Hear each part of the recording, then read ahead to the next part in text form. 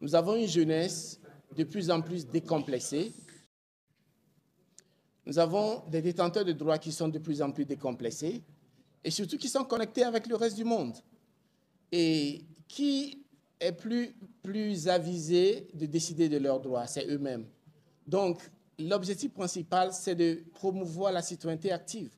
Donc, ce dialogue intergénérationnel permet aux dirigeants, qui sont bien sûr de l'autre génération, d'ouvrir le débat et d'en discuter avec les jeunes pour lesquels nous nous sommes commis de travailler. Donc, pour nous, la base est qu'on crée une situation où ceux pour qui nous travaillons fassent partie du débat. Oui, il y a bien sûr des jeunes, il y a un département de la jeunesse. Et d'ailleurs, l'UA a voté une politique qui donne un certain pourcentage de jeunes dans son staff. Ils ont un cadre législatif ou réglementaire qu'ils ont voté, essentiellement pour la jeunesse. Et ce cadre contient un traité, des dispositions, etc. Quand vous allez dans le département de la jeunesse, vous verrez qu'il y a une majorité de jeunes. Ils disent même que dans l'ensemble du staff de l'Union africaine, il faut un certain pourcentage de jeunes. Mais ce n'est pas seulement de l'Union africaine en tant qu'institution. Il faut que cette situation se répande sur tous les continents au niveau de tous les 55 membres de l'Union africaine. Et je crois que ça fait partie des objectifs des ministères de la jeunesse de nos pays. Vous pouvez nous en dire plus, mais je crois que c'est important que la jeunesse, ceux qui détiennent des droits, fassent partie du débat politique.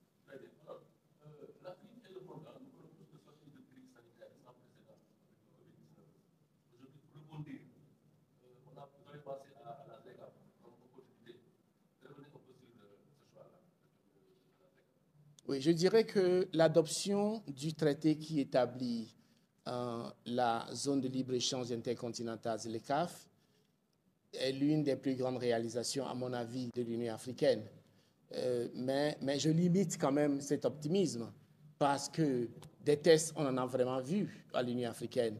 Et depuis qu'elle a été mise en place autour des années 2002, bon, les jeunes attendent maintenant que des vraies mesures soient prises, que des vraies décisions soient prises, que du budget soit adopté, que des changements de politique existent. Nous voulons de parler de la matière qu'on peut échanger entre nous. Ça n'existe pas encore, ou peut-être en petite quantité. Il faut donc, pour permettre à la ZLECAf de fonctionner, investir gros dans l'industrialisation, dans la transformation. On peut commencer par l'agriculture, par exemple. Et nous avons beaucoup de moyens. Il faut peut-être chercher à la mécaniser. Il faut la rendre attractive pour que l'agriculture ne se montre pas comme le métier des pauvres. En fait, elle n'est pas le métier des pauvres. Pour pouvoir attirer des jeunes, y mettre les moyens, investir. Et à partir de l'agriculture, on peut commencer la transformation, l'agroalimentaire. Et ça, on a quelque chose à échanger.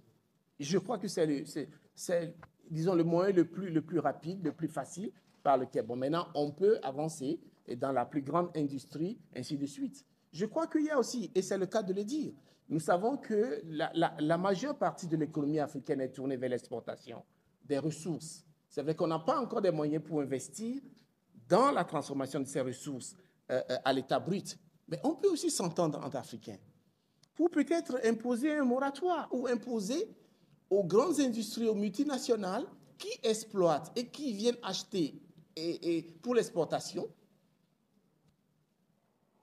une politique de transformation sur place. Il faut que l'Afrique arrive à une situation où qu'on ne permette plus l'exportation à 100% de nos ressources.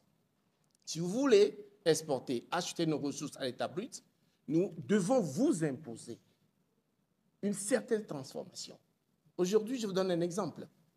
La République démocratique du Congo a tout ce qu'il faut pour produire les batteries électriques qui servent à faire des voitures électriques. L'Union européenne a déjà dit à quel horizon ils vont transformer toutes leurs voitures en voitures électriques.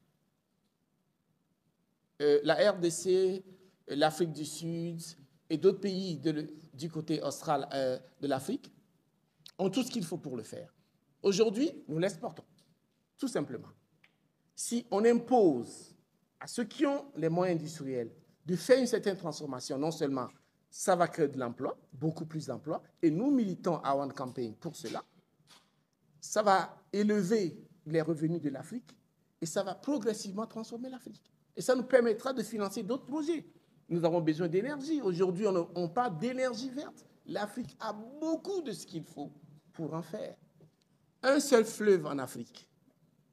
Si on y investe beaucoup d'argent. JELECAf wax na ko sànq dafa nekk benn bànqaas bi depuis janvier 2021 muy permettre les pays africains ñu am benn marché en commun soo ko xoolee suñu pays africains yi benn boo ci jël mënta demal boppam il faut donc une synergie des actions qui fera qu'aujourd'hui les jeunes puissent exploiter donc les chances yi nga xam ne dafa am Mali, Burkina et tout ça. Je pense que donc le directeur de l'ONG sànq wax na ko Sénégal fii mënta am des mangues ñi nga xam ne dañuy yàqu ci Casamance tandis que am na des marchés africains yi nga xam ne nii war nañ ko mën a absorber li ñuy wax rek intégration verticale moo fi am la plupart du temps jëlee Sénégal yóbbu France dëkk yi mais war nañ mën a suqali li ñuy wax intégration donc horizontale bi nga xam ne nii day tax les pays africains di échanger parce que dina am solo ci réew mi mel ni Sénégal nga xam ne nii ndaw ñi ñoo fi ëpp te ku wax ndaw rek